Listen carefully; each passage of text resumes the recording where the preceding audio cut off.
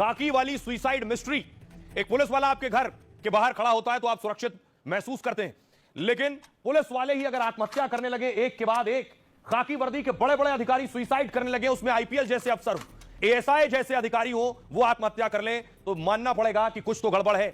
IPS Y पूरन ने आत्महत्या कर ली डीजीपी पर आरोप लगाकर। आईपीएस शत्रुजीत पर आरोप लगाया कि ये जातिवादी हैं, इनके दबाव में आईपीएस पूरन कुमार ने आत्महत्या कर ली।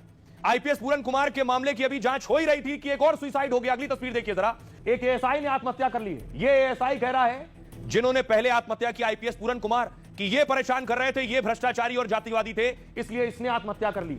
खाकी वर्दी एक के बाद एक खुदकुशी कर रही है, ये डराने वाला। अगली तस्वीर में आपको दिखाऊं। इसके बाद सियासतदानों की लंबी जमात पहुंची आईपीएस के घर, जिसमें राहुल गांधी हैं।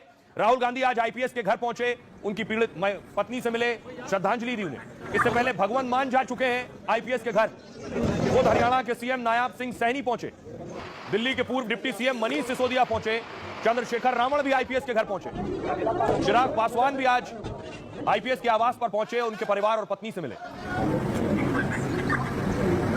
यानी कोई तो सुसाइड के पीछे बड़ी मिस्ट्री है और देश के अलग अलग शहरों में इंसाफ की मांग को लेकर प्रदर्शन भी हो रहा है, खुदकुशी को लेकर प्रोटेस्ट हो रहा है कि जांच हो और एक्शन हो। ये जो भीड़ आप देख रहे थे, ये आईपीएस के लिए इंसाफ मांग रही थी, लेकिन आईपीएस का नाम लेकर एक एएसआई ने अब आत्महत्या कर ली है। उसी आईपीएस का नाम लेकर जिसके लिए इंसाफ की मांग हो रही है। ये एएसआई 15 अगस्त को ही पुरस्कृत हुआ है, खुद सीएम पुरस्कार दे रहे हैं इस एएसआई को, इसने खुदकुशी कर ली है। आईपीएस ने कहा डीजीपी परेशान कर रहे थे तो सुसाइड कर लिया। एएसआई कह रहा है सुसाइड करने वाला आईपीएस परेशान कर रहा था इसलिए सुसाइड कर लिया। दोनों की बॉडीज देखिए जरा, तस्वीर में आपको दिखाऊं दोनों के शव। पहली तस्वीर आप देख रहे हैं, आईपीएस का शव अभी मॉर्चुरी में, अभी तक आईपीएस का पोस्टमार्टम नहीं हुआ है, पिछले 5 दिन से यही उनका शव है। दूसरी तस्वीर आप देख रहे हैं, एएसआई ने जो खुदकुशी की है, उनका शव उनके पैतृक आवास पहुंचा है। 7 अक्टूबर एक आईपीएस अपने ही घर में बैठकर अपने सर्विस रिवॉल्वर से गोलियां चलाता है। 14 अक्टूबर यानी ठीक एक हफ्ते बाद एक दूसरा पुलिस वाला अपने खेत में बने कमरे में अपने सर्विस रिवॉल्वर से खुद को गोली मार लेता है।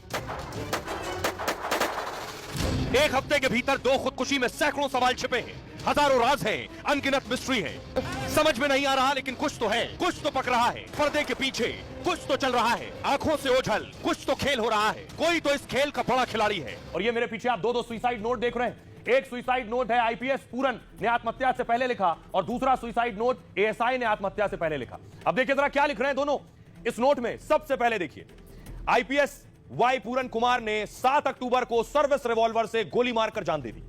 मरने से पहले 8 पन्नों के फाइनल नोट में आरोप लगाए।